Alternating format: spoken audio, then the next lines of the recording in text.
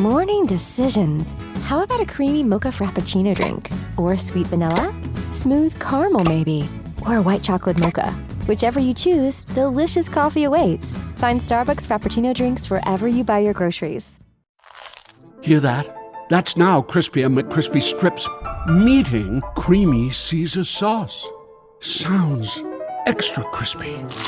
Caesar sauce at McDonald's for a limited time. Ba-da-ba-ba-ba. Get business done with the new American Express Graphite Business Cash Unlimited card. With unlimited 2% cash back on all eligible purchases. Unlimited 5% cash back on flights and prepaid hotels booked through American Express Travel Online. And a flexible spending capacity that can grow with your business. You'll have the confidence to keep building. Apply today and earn a welcome offer of $1,500 cash back after you spend $50,000 in qualifying purchases on your new card within the first 6 months of card membership. Terms apply. Learn more at go.amex/graphite.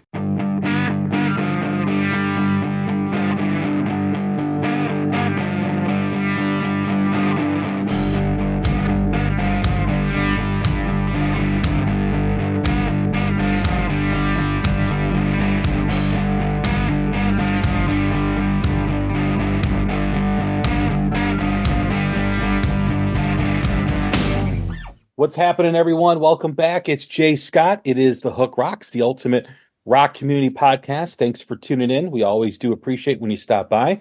Don't forget that we are part of the Pantheon Podcast Network, a great network of music-related podcasts. You can catch anything you want for any music taste you have, including the official Metallica podcast, the Metallica Report, as well as many others. As I said, you can find them at pantheonpodcast.com and on Twitter, Instagram, and Facebook at Pantheon Pods.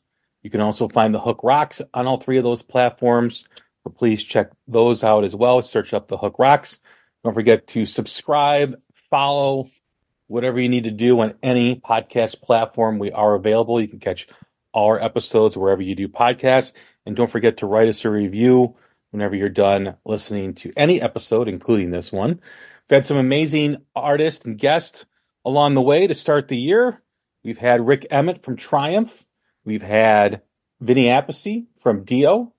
We also welcome Joe Satriani, Jeff Pilson, George Lynch, Stephen Piercy of Rat. We also welcome some new bands like These Wicked Rivers and Heezer, great stoner rock band from Finland, and a lot of others. Scott Holiday from Rival Sons, Kimmy Shelter from Starbenders. The list goes on and on. We've had a great start to the year. Tuck Smith, who just released his new single on Friday, has been a guest as well. And we have another great new music spotlight for you today. It's a Chicago area band, so I'm excited. It's a band that I've been listening to now for about 4 or 5 months since High Stick Mick, who's part of the Roof Council that I mentioned a lot, turned me on to these guys. I'd like to welcome Primal Moon. What's happening? How are you, gentlemen? Good. How about you? Doing well. We've got the whole band. So I think this is the first time we've had a full band on the show. Wow. We're glad to be here. Yeah, it's great. Thanks for having us. Yeah, almost 5 years in and almost 600 episodes, we finally have a full band. That's historical. It is. I think we need to go out and get some pizza afterwards. So all right, sounds good. So this is a treat. Like I said, you guys are from Chicago, which is, I guess, as I say, my hometown. We always start the same way every time we have a first-time guest on the show. Just like every rock fan has a moment, or every rock song has a hook that pulls you in. Every rock fan has a moment, whether it's a song, an album, a performance, or a band that hooked them on rock and roll. What was it for you? I'm going to have to say the Beatles. They were like the original band that kind of drew me in. And then I ended up going to the Rock and Roll Hall of Fame and just kind of diving into all of it and just enjoying every band that I got to sink my ears into. It's probably started for the Beatles for probably most of us, actually, or some type of classic rock fan. It was the Beatles for me. for sure. Yeah, I was gonna say probably the White Album for me. I mean, when I was like 2 years old, I heard continuing story of Bungalow Bill, and that I love that song. Yeah, I have to say AC/DC are probably they were the ones that really got it started for me. Highway to Hell. First time I listened to Highway to Hell back to back, I was mind blown. Yeah, I would say for me, it's like the Rolling Stones. Obviously, anyone that knows me knows I think a lot of my identity into Keith Richards. So I definitely I've been exposed to them since I was born, practically because my dad. But others, Eric Clapton, listening to all those early albums, the Cream stuff, all the older blues artists, B.B. King, Albert King, Freddie King. The list goes on and on. That's really where my bread and butter is, and really influenced me to never put music down, so to speak. What era of the Stones are you into? Well, I am a Stones there's only one right answer, so, Ryan. I can take the rest of the podcast talking about it. No, but most people would agree, 60, 68, 67 to 70, 73, 74 is a golden era, especially with Mick Taylor, right?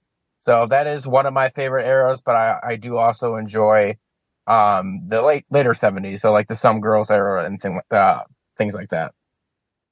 Yeah, the Mick Taylor era for me is gold in terms of it is. Bar none, it is gold. Greatest rhythm player, one of the greatest rhythm players on earth, and then you got Mick Taylor as one of the best soloists. You can't beat that. Great rhythm section. Absolutely.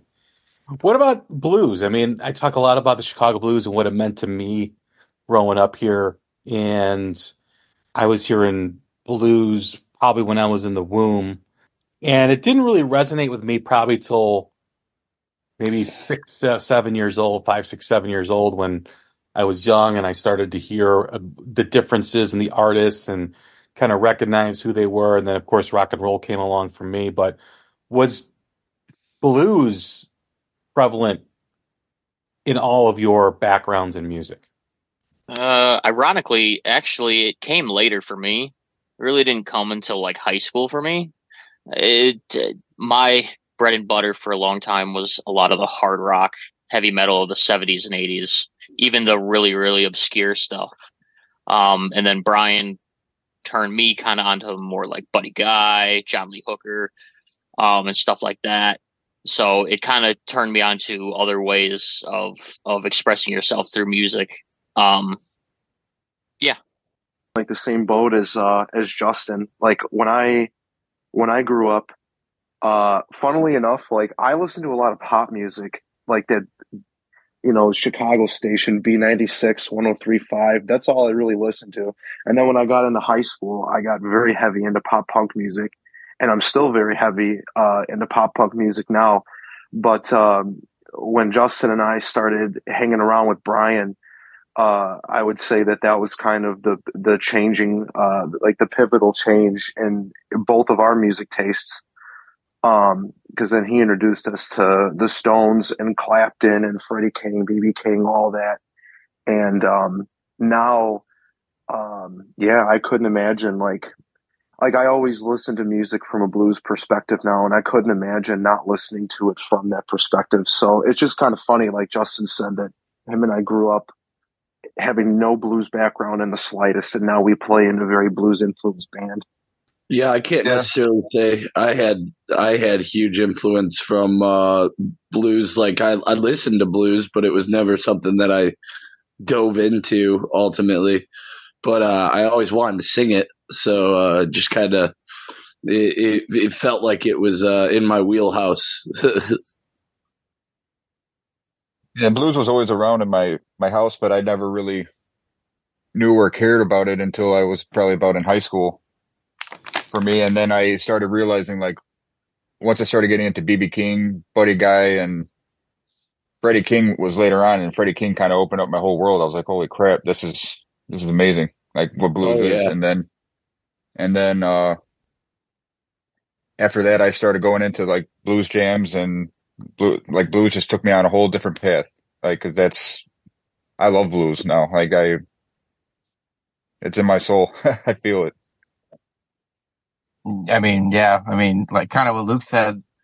I mean, a lot of it's because my father, obviously, but like, same with the Stones influence. But I've been like living, breathing the blues since I was a young kid, and I can't imagine my life without it. Like it's in my veins, it's in my soul. Like that's the basis of like all my playing, my soloing style, everything.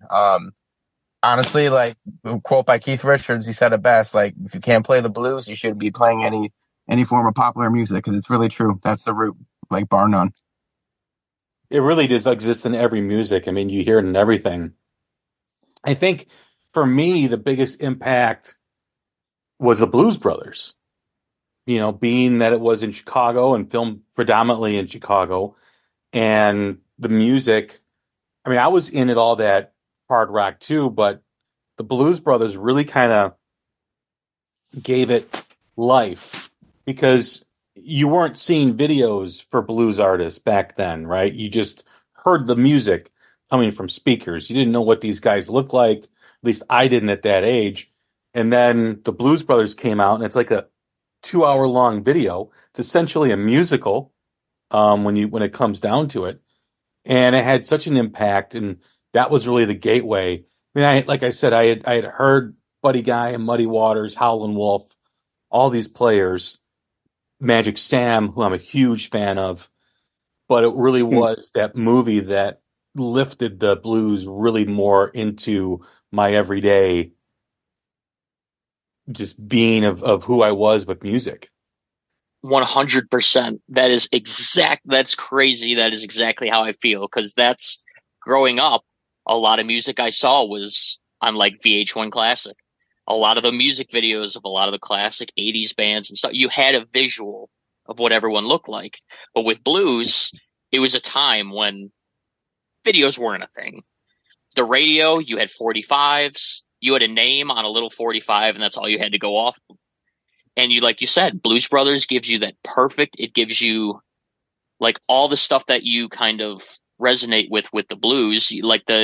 I'll never forget the scene when they're driving to the diner and you see John Lee Hooker just on the street jamming. I was like, that is like point blank in his snakeskin boots and everything. That is exactly the visual I needed I was like, okay, I can get into this. Yeah, There. Like that awesome scene, perspective. that scene with John Lee Hooker. I went there when I was a kid. That the whole area that existed around that whole movement. I would go down. My cousins would take me down when I was a kid, and I would see the soul food signs, and I would see the tapes and all that stuff. And like when I saw the movie, I was like, wait a minute, I've experienced that. This is what is this doing in a movie? That's cool. Gotta love when that happens, honestly. Yeah, I mean, that's really awesome. Like my dad actually works in the city, he still does, in the rail yards, and he used to take me down to those spots all the time, mostly to get, quote unquote crappy but amazing Chicago food, right? So like I've been to a lot of those spots as well, and it's really freaking awesome seeing that on a motion, picture film. So sweet. The fact that we live near Joliet Prison too, the old Joliet Prison, it's kind of like to all of us like a landmark of historically and musically for us. So yeah, literally, it's in my backyard almost. So. I always tell bands when they play the Forge, you got to do a photo op at the Joliet Prison. That's where Jake walks out of prison in the first part of the movie. The Blues Brothers, like, oh yeah, that's cool, and they never do. Like, I'm waiting for a band to take advantage of like this musical landmark that is within minutes of when they play at the Forge in Joliet. Yeah, well, you just gave us that idea, so that's definitely on the chalkboard now. We're writing that down. Yep, no brainer. The last time we played a show in Joliet and did a photo shoot, we did it at the steel mill. What was it? Was that what it was? Or I forgot what it was. The old Joliet Iron Works. It's like the remnants of their old blast furnaces and everything, right behind the prison. Actually, that's the closest we've gotten so far. Yeah, Maxwell Street, which is the street that Johnny Hooker plays on in the Blues Brothers, is like world renowned. I mean, that's where all the players came. There were so many blues clubs too in the late 70s and the early 80s, and it just seemed to die unfortunately. And, blues has become a very niche form of music, which is a shame because everything comes from it. Every single, well, I mean, obviously classical really doesn't, but any pop music, country music, rock music, whatever. There's bits of blues and jazz as well. And to have that be the hometown of Chicago, I mean, when you talk to guys like Tyler Bryant, a great young guitar player, he wants to go to Chess Records when he comes in, to visit Chess Records. I've had artists ask me, take me by Muddy Waters' house when they come in. I'm like, I don't know if we want to do that because it's not in exactly the best area of the city. But they just had like this idea and this vision of what blues was in Chicago. And it's very similar to what the British invasion was with the Beatles and the Stones and Zeppelin and Purple and Sabbath, had a blues influence. It's just amazing how music like that has sort of faded away from what it really, really means to it. Like people don't understand when they listen to the music how connected it is to the blues. Well, we're trying to remind them. It's all connected with the blues. I mean, it's like I used to say when I was younger, like rock and roll or blues had a baby and it was rock and roll. So it's like rock and roll is so connected to blues in so many ways too. Yeah, I anyone listening to this episode, just take a dive, and go into a rabbit hole on blues. I mean, whether it's Buddy Guy, Magic Sam, Freddie King, BB King, Albert King, Son House, Junior Wells, Elmore James, whatever. Just go listen to all this stuff, and you'll hear the feeling and connection to what it meant to rock and roll. I mean, when Jimmy Page calls Buddy Guy the greatest guitar player of all time, when the Stones would invite Buddy Guy up on stage, I mean, he's really the last of the OGs when you think about it. He is. I mean, there's no doubt. And I had a chance to see him play almost 2 years ago, when he was like 87 down at his club. And I hadn't seen him for like 25 years. And it was just like, dude, this is the guy. Like, and I was talking to Andrew Daly from Guitar World, and we were talking about Buddy Guy. And this, you could say this with blues in general. If there's no blues music, it doesn't exist how we know it. Like it doesn't sound like Zeppelin doesn't exist, the Stones don't exist, the Beatles don't exist, Aerosmith doesn't exist. All these bands and the bands that they influence don't exist. It's just so connected, and it's so not appreciated these days. I 100% agree. Like, as far as like Buddy Guy specifically, like Luke and I and our significant others were just at his club, because he always has a residency in January. So we saw him perform, and man, it's just mind numbing, especially seeing him in the intimate setting of his club, and you're fairly close. Like, you don't really, it's hard to take in, like who is playing in front of you right now. Like, to the common listener, like, oh, it's Buddy Guy, he's an old blues guy, whatever. We're like, no, dude, this is Buddy Guy, man. This is who Hendrix looked up to for a guitar influence. Clapton, Stevie Ray Vaughan, the list goes on and on. Like, it's mind numbing. And you're right, Jay. Like, he's the last of the OGs, and he should be treasured. He actually used to shop a lot at Walton Tinley Park, where I worked as a kid. And he used to come in all the time. I used to have several conversations with him, and he actually invited my band at the time, which includes Tony, who's on the call, the drummer. And we went on stage and played at his club at a jam night. We were like freaking 19 years old, and we had to stay upstairs because we were underage, and you were disappointed at the end of the night because Buddy actually had to leave early for a doctor's, so he didn't even get a chance to watch us. But no, man, he's a cool guy, and just one of the greats. Yeah. Yeah. Funny thing was, I actually ran into him in 2012. I was at it was an Indiana venue. I forget what it was called, but they demolished it soon after. But he was playing, and we were there really, really early because my godfather is obsessed with music. So he's like, we got to get there early. So I'm like, okay.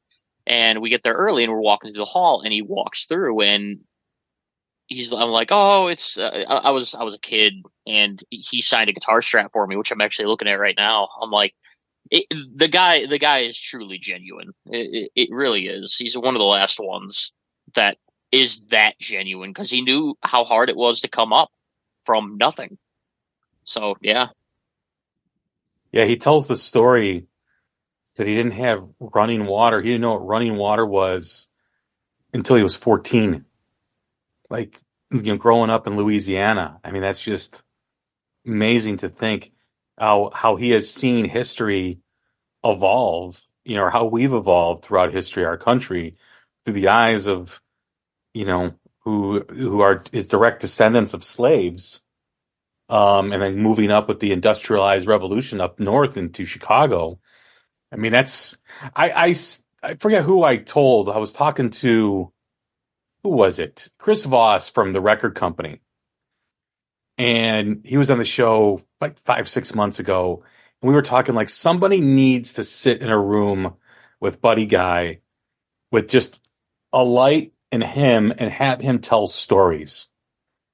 Like in music, in life, and just put that in the Library of Congress for everybody to listen and enjoy, because he's an institution. I mean, he's that important to the art form. And I'm hoping somebody does that. That would be absolutely tremendous. Well, you know what, Jay? Now's the time. You should definitely do that.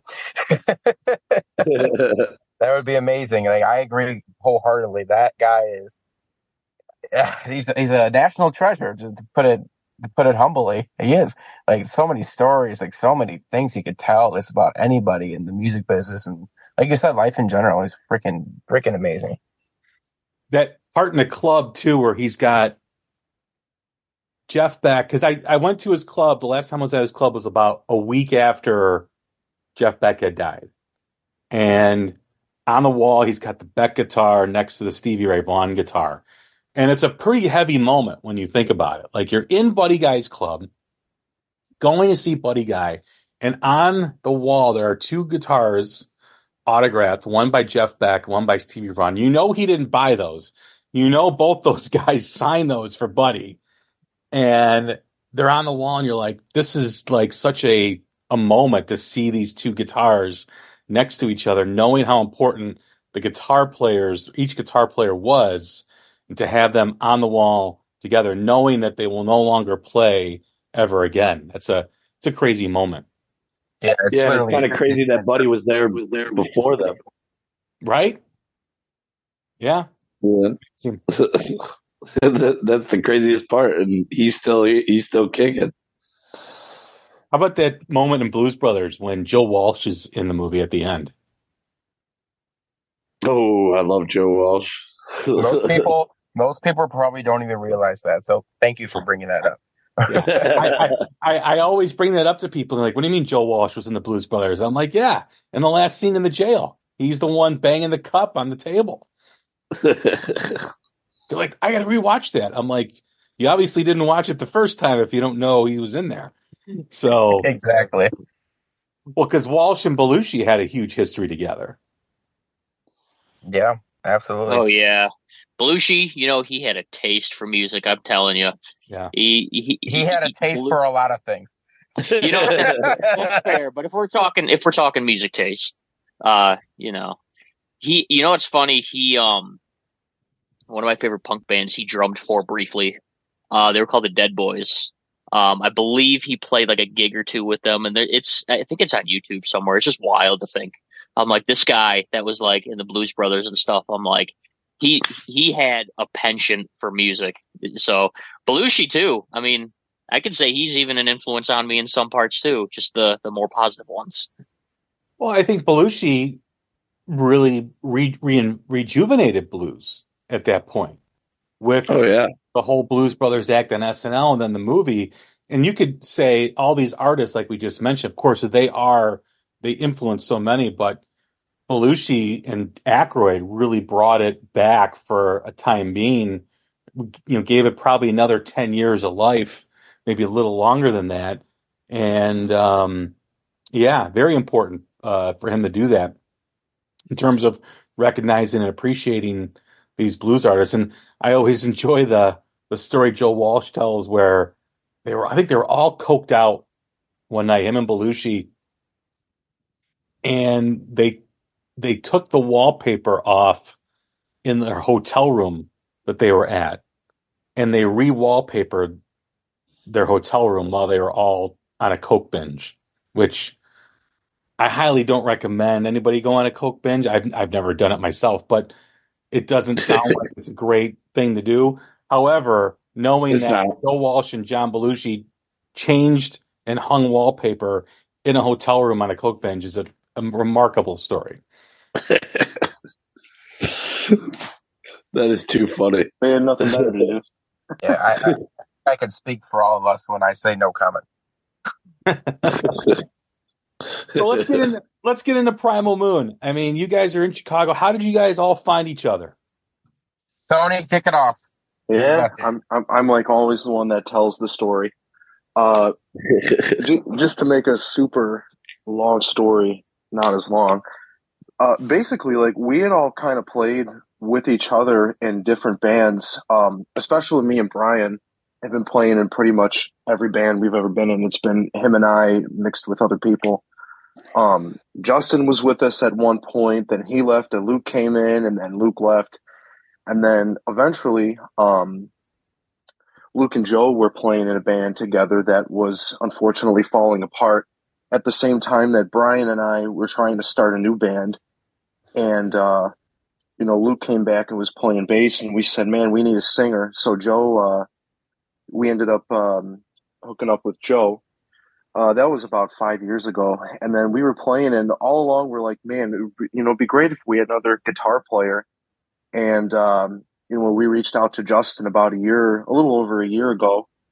And, now we're here. Now it's Primal Moon is a 5-piece. What, in terms of the music, was the direction of the band already set when everybody was joining, or once everybody got in, did the sound just come together, or was there a mindful moment of what you guys wanted to sound like? I think the sound is still kind of coming together on its own in general. We're getting more used to everybody and figuring out what style works best for us. This album was kind of a good pivotal moment in helping us figure out what's more of our wheelhouse. Yeah, it really became like a melting pot of like all our different influences. The album really did. So it kind of took us to be like, okay, well, what really shines is what's going to really stick, kind of thing. What was the process with the new album? You guys put it out last year in 2023. How did that all come to be? Yeah, we kind of took a year. We took longer than I think most bands do, and a lot of it, to be honest with you, I think was more financial constraints because it's pretty expensive to, have to record an album and everything that goes in the process of making an album. So we took a lot longer than I think we had initially anticipated or even wanted to. But yeah, I mean, like as far as the writing goes, a lot of it is we just kind of do like we just jam. We just jam in each other's basement. Somebody will come up with something good, and we go, huh? That kind of stuck, and we kind of run with it. And then soon enough, we had some songs that we said, yeah, these are good enough to record and go out and play. So, like I said, we kind of did that over a year or so. Funnily enough, actually, how you were asking about musical direction and all that, we were actually having a conversation about that last night. We're kind of in the process of figuring out how we're going to be writing the next batch of songs that we're going to be putting out too. So hopefully soon. What's cool with the album is that it just kind of gives us a bunch of ideas to kind of see like where we can progress and what areas of our genre we want to take it, Like we want to take it more bluesy, which that was a part of the conversation, or if we kind of want to bring funk into it a little bit, or kind of Southern rock, because we're all kind of influenced with Southern rock bands too, or Southern blues rock bands, Oh yeah, I mean Southern rock and blues are kind of intertwined together as well. Ain't Gonna Change was the album that I'm talking about in 2023. It was on the list of a couple group council members for the end of the year. And when I listened to it, it is a rock journey, a Chicago rock journey. What's it like being a new band in Chicago? We're in the cover band capital of the world, so it's a long way to the top if you want to rock and roll, and that's just the reality of it. It's tough, but lately, ever since kind of COVID happened, it kind of seems like there's a renaissance of sorts through the music scene because so many people had so much time to get stuck in their house and practice that people actually sound really good now. So it's really cool to see like just the amount of skill. Like people were already skilled back then, but now it's just kind of risen to a new level, and the live music scene has really been booming lately with talent. Yeah, I hope it continues because I have shared my frustrations with the cover band movement. Tomorrow morning is knocking. Stock your fridge now. How about a creamy mocha frappuccino drink? Or a sweet vanilla? Smooth caramel, maybe? Or a white chocolate mocha? Whichever you choose, delicious coffee awaits. Find Starbucks Frappuccino drinks wherever you buy your groceries. Hear that?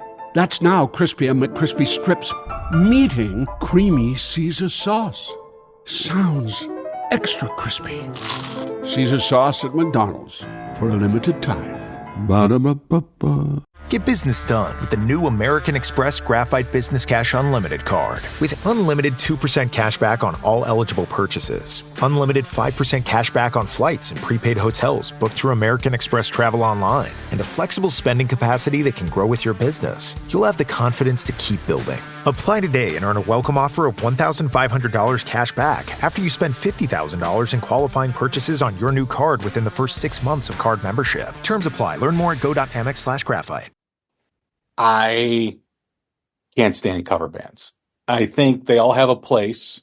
Don't get me wrong. They all have a place. But what bothers the shit out of me about cover bands is it kills any local scene for original rock music. Number two,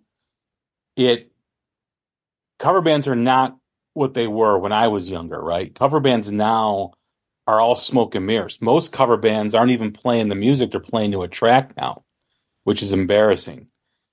And what bothers me too is the audience. The audience goes and see these bands and supports these cover bands rather than goes and supporting new original rock music. And that's frustrating. There's a band in Chicago that's based in Chicago, which I think if I describe them, you will know who I'm talking about. They do like these 60-song, 30-minute medleys.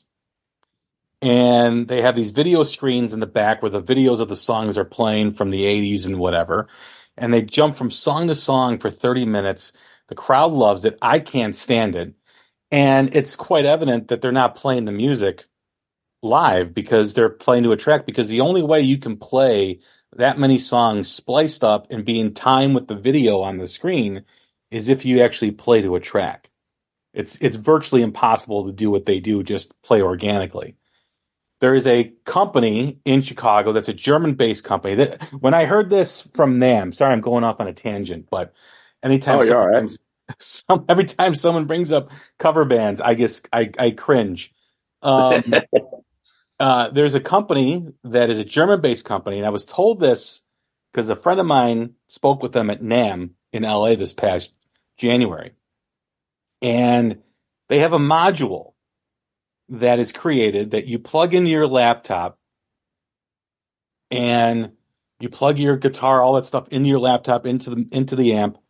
And if you want Neil Sean 1981, the tone, you got that on your computer. If you want Eddie Van Halen Fair Warning tone, you got that, in your computer. If you want Def Leppard's tone from 1983, you got that. If you want Mick Mars's tone, you got that. So they're not even chasing tone. They're not even figuring it out. They're not even retuning or anything. It goes into this computer that spits out the tone they want, and it's like, are you kidding me? Like, that's not how I grew up on music. You chase tone, you figured out your sound. The company is called Kemper, and the reason why they're headquartered in Chicago is, like you said, it's the cover band capital of the country, because all these fucking cover bands go to them to get this module, and it makes me so pissed off. That's my rant for the episode. But yeah. All right, here comes Brian's opinion. Yes, Kemper, like, as a guitarist, it's very intriguing, like 100%. Like, same with like the modeling pedals that they have coming out, and there's like so much controversy around freaking MIDI stuff, and like, guitarists not having to lug the big tube amp and logging just the pedal, and you get a sound because you can put it through the PA live, yada yada yada. But you know what? It's cool. I think it's a good toy, yeah, and I use the word toy. And if I offend someone about this or with this, and so be it. But like, dude, like if you want a nice organic sound and you want to have the experience of chasing the tone and perfecting your tone and getting different tones and gaining that knowledge, get a freaking tube amp, man. Like if you're just starting guitar, like buy yourself a Blues Junior, buy yourself a Fender Pro Junior with a little less wattage, and start from there. Like to me, that's the most organic way to get a great sound, because tubes. I'm not an electrical engineer by any way, shape, or form, but like tubes resonate way better at higher volumes, especially than a transistor ever could. So that's kind of my 2 cents on that, but I'm 100% in agreement with you, Jay. Yeah, and they are worth the back pain lugging them around. Trust me. Because when you're up there playing and you just hear that sound you've been chasing, and you've been literally at your pedal board with your guitar, twiddling every knob for hours, and you're just like, that's what I wanted. It's the best feeling ever. It really is. Yeah, and that's what music is discovery, right? I mean, that's the journey of playing, is finding your tone, finding your signature, finding how you want to sound, and then everything sounds like that. When you put in a module like that, it's a shortcut. It's not real. And when a cover band uses it, not only are they playing music that someone else created and making money off of it, they're not even playing the music anymore. They're like how they're supposed to play it. It's like, what are we watching here? This is not even real. And yeah, it's I just shake my head when I see clubs filled with people for cover bands, and then you go see an original rock band and they're struggling to pull in an audience, and it's in large part because of the cover band movement. It just is. I mean, if anybody disagrees with me on that, and says, no, it's not the reason why local rock music is struggling. Yes, there are multiple reasons, but you cannot say that that's not the biggest impact. Oh yeah, absolutely. I feel like cover band, it's such a double-edged sword, because on the one end it's like, it's easier to go out and play the covers, and these venues, they know, like, okay, like if you say, hey, I'm a 70s rock band, or like I'm an 80s like pop and disco type band, it's easier for them. So then on the one end you're like, well, I'm just going to go do that because I'm guaranteed to make more money. But then on the other hand, it's like you said, and we all agree, the art suffers. People aren't willing to go out and listen and discover. I mean, back in the day, right? I mean, not to say that other bands, even big bands, they all played covers. I mean, the Stones' first album, I think 90% of the songs are covers, and that's how they started. And eventually they went and started doing their own stuff. But people, I feel like, aren't as willing, they'd rather go out and listen to covers, and it makes it hard. Even for bands, like bands like us, we're fortunate people will come to our shows. And at the same time, we see cover bands that are pulling in, thousand people in a venue. And it's like, but they're not playing their own music. And like you said, and a lot of times they're not even playing the actual music. They're playing the tracks, Yeah, it's become more of a, I don't know what you call it, like a performance piece or something, like an art piece or something. I don't know how to exactly explain, but it just doesn't feel organic.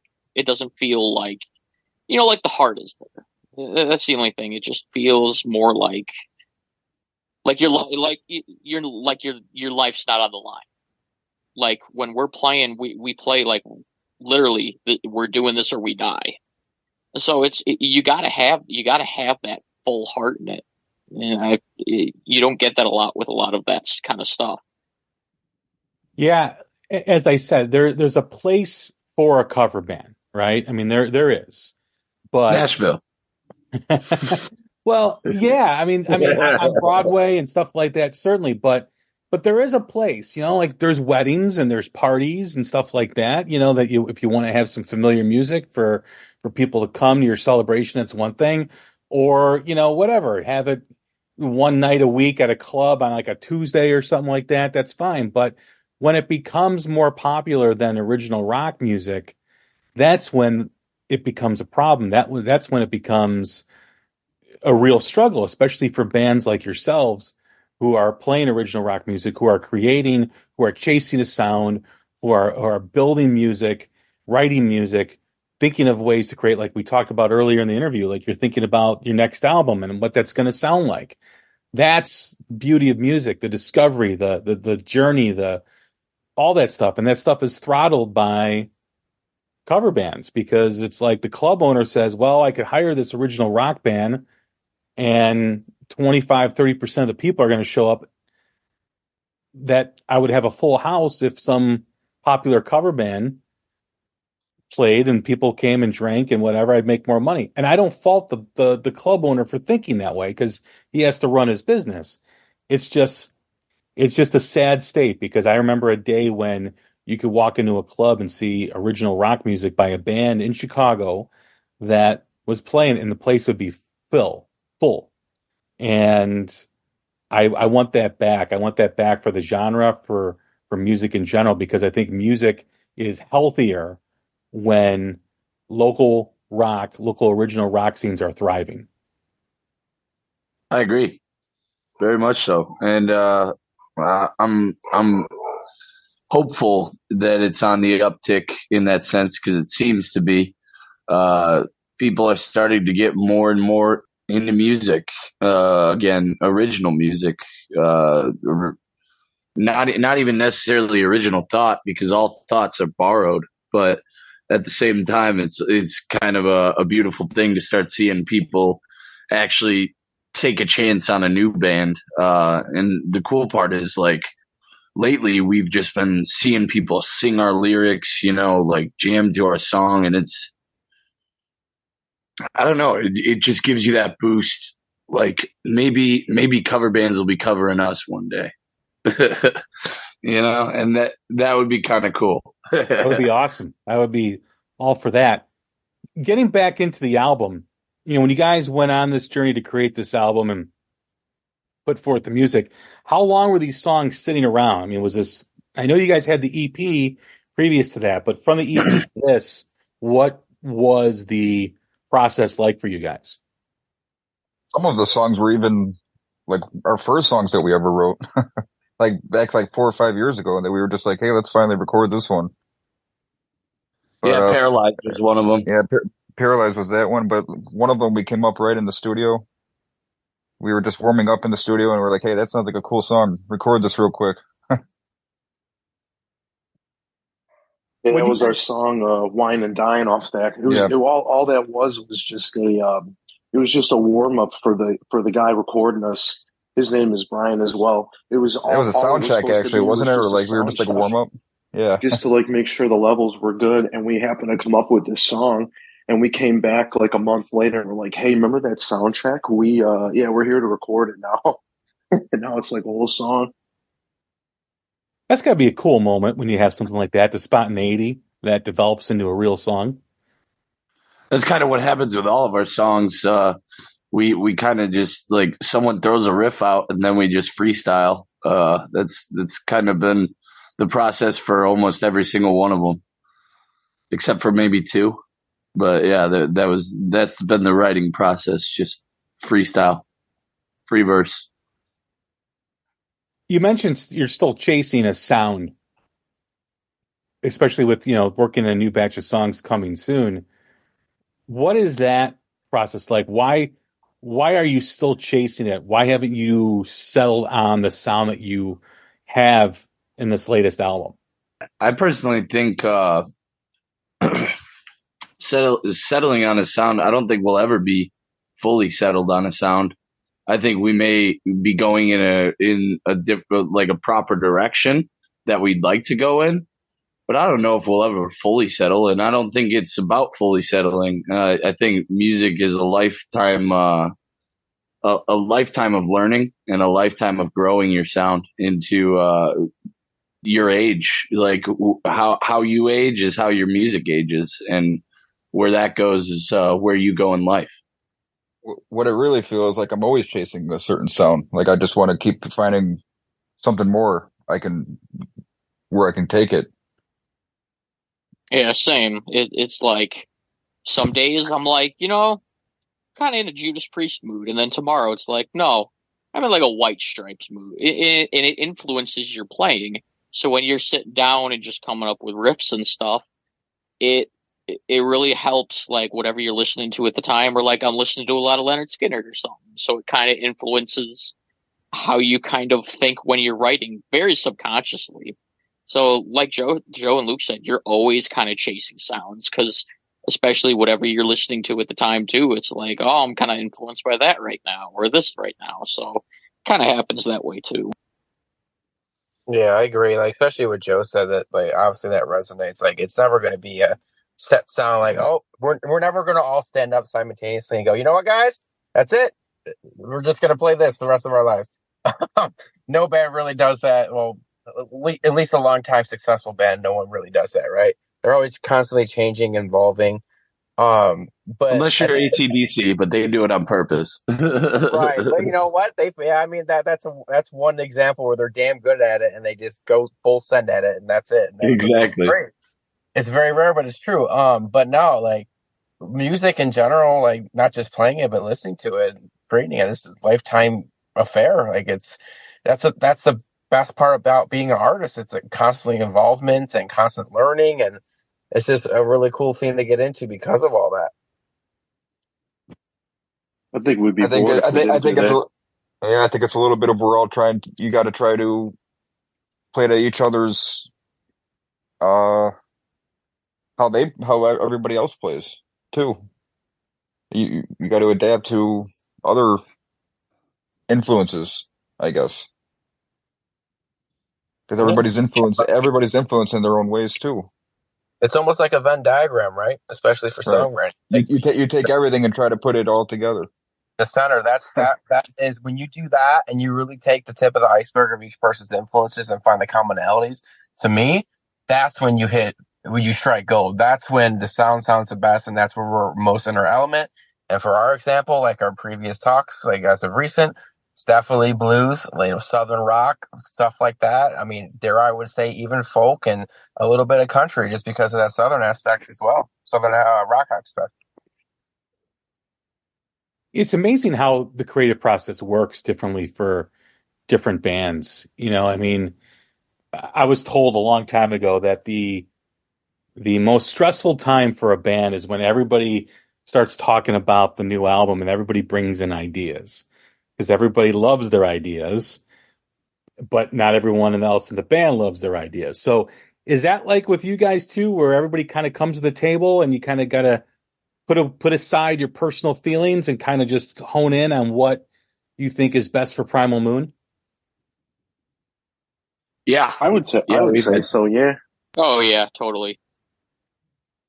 Yeah, I would say like everybody will come together and there'll be an idea, and I think everybody is respectful of each other in that we're willing to try new things, but we're also not afraid to say like the truth. You know what I mean? So if somebody might throw out an idea and we say, "Oh yeah, that sounded great," let's add that, or we might go, "You know what, that kind of sucked," or that didn't work. Let's not do that. And it's, I think we all are respectful of each other as musicians to understand that it's not, when we're critiquing each other and our ideas, and that it's not like a dig. It's just more like, hey, that doesn't work, or that, it does work or it doesn't work. And it's not like, like I said, a personal dig. Cause I mean, even these bigger bands, you can only imagine the amount of, arguments that Mick and Keith have probably had, or John and Paul or whatever, but at the end of the day, it's about the band, and it's not like a personal dig.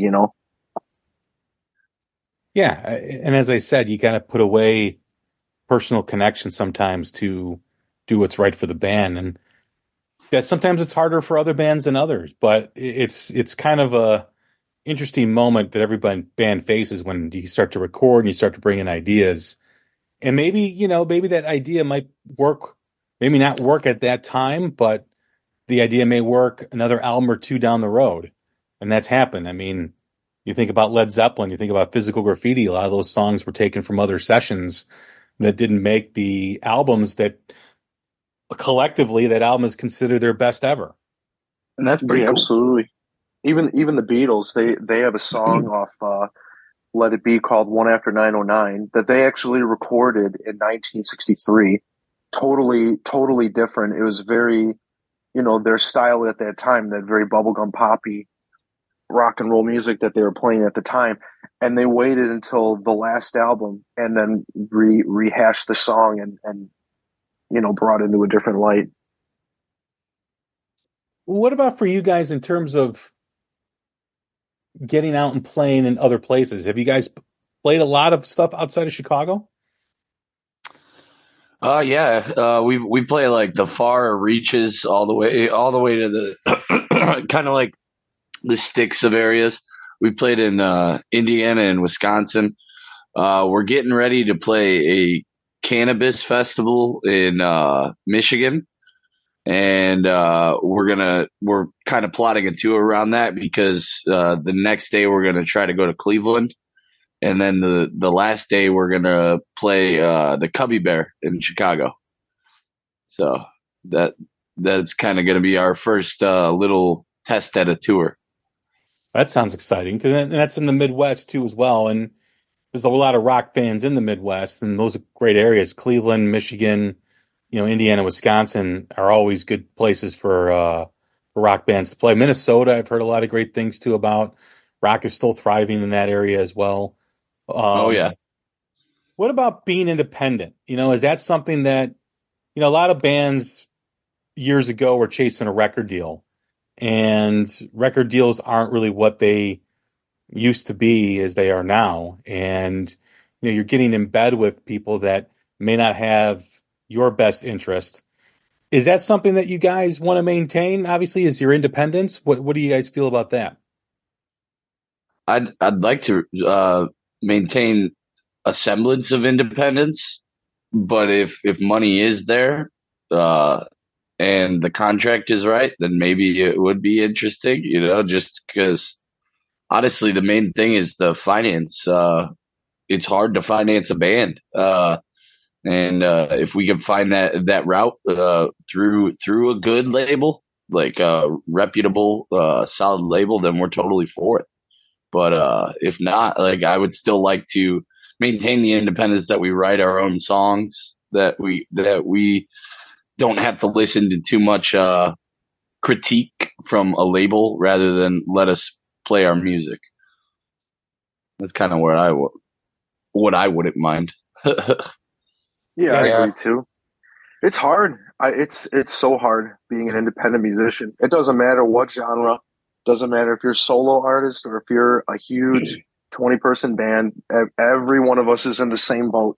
If you're an independent artist and you're doing all your marketing, you're doing all your booking on your own, we live in such an interesting time now where, in theory, right, all I need is my laptop, and we could record the entire band in the basement and then release it to Spotify and Apple Music and never have to speak with any sort of executive or anything, in the way that it used to be back in the day where you had to go to a professional studio.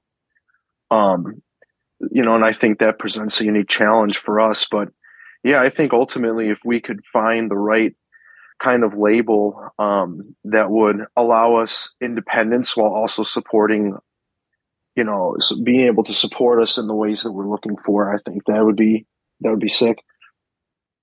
Yeah, and not. I know there's labels out there that actually charge bands for a record deal. I I think that would. I mean, yeah, that's crazy. And then bands accept that though too, right? Bands are willing to Yeah, do it. we we're not going to get into details here, but we've been a part of a few of those actually. And initially we're like, oh, this can be something and help us, and then you come to find out that no, this is not really what we thought it was going to be, and lost some money, unfortunately. And like I said, I don't really want to get too much into the details of it, but Yeah. yeah, it's kind of unfortunate situation. Yeah, A lot of things. It's a learning process with this. It's all learning.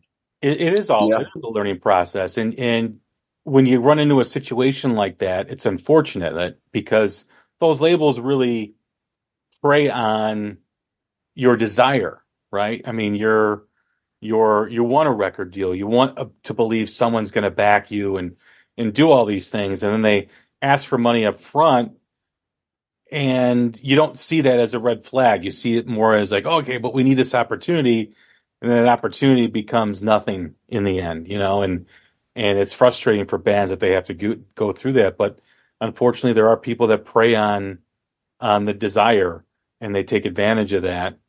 And in that aspect, it's more important just to stay independent because you can take that money that you spent on that record deal and put it into more things, Yeah. Yeah. Yeah, and that's why I think, when a lot of these bands go with labels, even if it's a big label and they don't have to put money up front, there's still going to be ways that they try to manipulate you too. I mean, now the big thing is, they want artists to cover pop songs or popular songs at that moment. Well, why would a band want to do that? Why would a band want to cover a popular song when they're trying to build up their own audience? And I get the idea that doing that may grow your audience, but there's really no evidence that actually does that. Oh yeah, that's a thing that's been in history forever. So there's bands that I've been a huge fan of that have gotten to that where you get to the big label, and the first single they put out with that label is some cover of some bubblegum pop song, and people are like, what is this? And it completely ruins them. And it's something that I unfortunately don't think will ever go away, because it's all about that kind of trend chasing kind of thing. Yeah. Where it's like you're chasing what's hot for that second, and you wait a day or two too long, and it's gone. Unfortunately, it's a thing with how big social media is and how big things like TikTok are now. It's playing that game. Yeah, I think it's a healthy mixture of the both, right? Like coming from the other side, we're like, okay, I don't want to be chasing trends all the time. I don't want to be covering bubblegum pop songs and completely changing my style for the lust of gaining a bigger fan base. For what? Then it's not really a real fan base, right? Because it's not the product you were pushing originally. It's a fake one. So I definitely get that side. However, just like thinking like a businessman, thinking like how to grow your audience and things like that, like, yes, you do have to chase trends. And I'm gonna use the Rolling Stones example because that's what I know the best. Nick and Keith, right? Keith's a very traditionalist. He blues, blues, blues. Like, hey, I'm writing songs like this. Like, that's it. That's my way. I'm doing it for like this forever. That's it. Nick's like, yeah, cool. I love the blues too. But like, hey, we also, it's 1973. Let's start writing songs like, a little bit more disco. And time goes down the line. Oh, we wrote Miss You, stuff like that. So that's important too. Because like you have to kind of change with the trends and chase after them a little bit to show that, you're putting an effort in paying attention to the environment around you. That way you can grow, not just within yourself, but like you can grow with the times. And any successful business, even taking music out the equation, if you don't change with the times, you die. Hey, even Led Zeppelin used synthesizer in through the outdoor. Exactly. But it's all about like to the extent that you take it. That's my main point. Yeah, yeah. No, I agree. I also, on the other side, when you look at a label, they don't do anything to really foster growth. It's like if you don't make it by the first song, they're cutting you. Whereas during that time of that classic rock era, even into the 80s and the early 90s, you had a label that believed in the music and believed in the band. And if they didn't hit on that first album, they were given 2 or 3 albums to really grow as artists. And then they made a decision. I mean, there's so many bands, obviously Van Halen broke, on their first album, and Guns N' Roses broke on their first album. But there's a lot of bands out there that didn't break until their third album. I mean, AC/DC was more or less a European and Australian band until Powerage and more likely, more so Highway to Hell. But they had Oh yeah.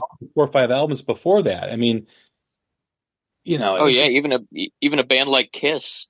You think of how big Kiss is now. By album 3, they were pretty much, their label was like, "Look, we're giving you one more chance. Otherwise, there's nothing." And don't get me wrong, those first 3 albums, it's all really good rock music. But people would look at the covers and they just didn't understand. They were like, "What is this even supposed to be?" And then you get the live album, and it's like it gives you that complete package with the energy and everything. So even bands like that, yeah, they, in an alternate timeline, they could have just burned out and never existed. But because, like you said, labels kind of were like, first album didn't do good, second album didn't do good, third album maybe did a little bit better, but they got enough chances to get it done. Whereas now it's like, oh, it didn't hit right away? Nah, that's good. We're good. Yeah, it's cutthroat. It's cutthroat because it's more so now, unfortunately, about the revenue than the artist and the music itself, unfortunately. From the last album, what do you guys think? What song defines Primal Moon? Wine and Dine. Wine and Dine. Yeah, I think so too. Wine and Dine, and then I don't know, it's just me, just to a lesser extent, Take Off, just because I love that song. It's a good one. Yeah, I'm gonna say Wine and Dine, or probably Paralyzed. Paralyzed is where we started. Why So is that's why I'm Wine gonna and say that one. Dine? Why is Wine and Dine like universally loved by all you guys? Why I do would you guys say all think that? it was spontaneous. Like I mean, the proof is in the pudding. I will just say it just like that. We're all sitting around warming up. We have to get a sound check, yada, yada, yada. That just not flew. Oh my God. Flowed out of us like a book, like a storybook. It flowed out of Joe lyric wise. It flowed out of myself riff wise, and everyone, followed suit. Like it just kind of like got laid out right there. No thinking, just complete feeling. Boom, right there on the track. And because it happened that way, that tells me right there, that's our niche. Is that something that you'll try to chase again? I think absolutely. A variance of it for sure. When can we expect new music? When can Primal Moon fans? What's the timeline for you guys? Is it still unknown at this point? Yeah, I mean, we're still. I'll say this: we already. I would say we already have like probably almost half an album, at least the blueprint of one. I wouldn't say completed because we're nowhere near even close to being done, but we have probably close to almost half of an album at least kind of mapped out. So hopefully sometime later this year, I think it's just a matter of we're trying to recoup some of the financial costs that we had with the album, so we're just trying to play, But at the same time, I think we're going to be taking a step back, and we're going to be writing a lot, and hopefully have a good product sometime later this year. Where do you guys play out in the Chicago area? Where's like your home place, your home base for playing? Huh. Well, I'd say one of our home bases, just because this place invites us a lot, and we played a lot of shows for them, had a lot of like different like events, like Lords of Loud things. I would say Black Dog Vinyl is one of them. It's a smaller venue, so like it's not necessarily like, I don't know, it's not necessarily like a rock venue, but it's really cool. And they sell a lot of good vinyls, a lot of good coffee, a lot of good food. So it's a really cool little place, and we've started to kind of have a built-in crowd that comes to that place now whenever we play. Yeah, it's in Plainfield, Illinois. Like Mike, the owner, him and his wife, really cool. Like great atmosphere, like Joe said. Like awesome record selection, great coffee. Like they serve alcohol as well. Like it's a really cool little concept place that we just naturally gravitate to. It's cool. Always a good time. Well, guys, it's been a blast. Thank you for doing this. I'm very excited to have you guys on. Glad we could coordinate everything, get all you guys on together. It's been a great conversation. Oh, thank you. Yeah, thank you. This was awesome. Thanks for having us. Appreciate you, Jay. It's awesome. Absolutely, man. When you guys are ready with the new album, let me know. We'll have you back on. Oh, for sure. Love that. Thank you. Absolutely. Everyone, that is Primal Moon. Check out all the band's show notes, or all the links in the show notes of the podcast episode. And then once you're done listening, click on all that and go explore all their music and what they're all about. They're a great band from Chicago. Great to have them on. Once again, I'm Jay Scott. This has been another episode of The Hook Rocks, the Ultimate Rock Community Podcast. Thanks again for tuning in. Take care of each other. Stay safe, and we will talk soon. Thank you. Lady, lay, come lay with me. Relax yourself up in my company. Entangled bodies, entwining sheets, moving to the rhythm of our heartbeats. Feel you deeper than ever before. Feel me deeper, coming back for more. Feel you deeper than ever before. Feel me deeper, coming back for more.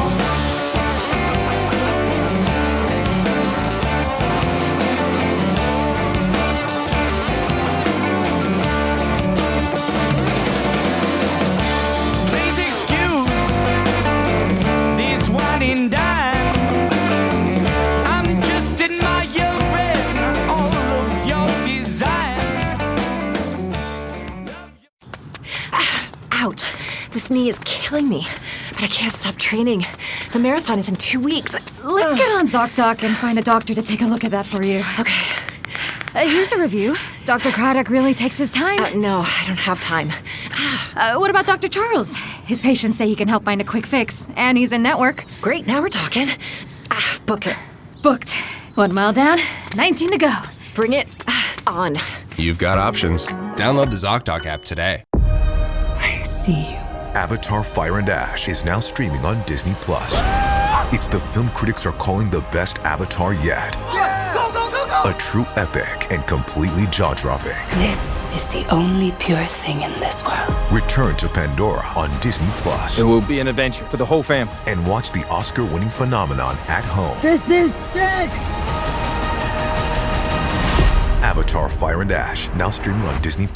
Rated PG-13.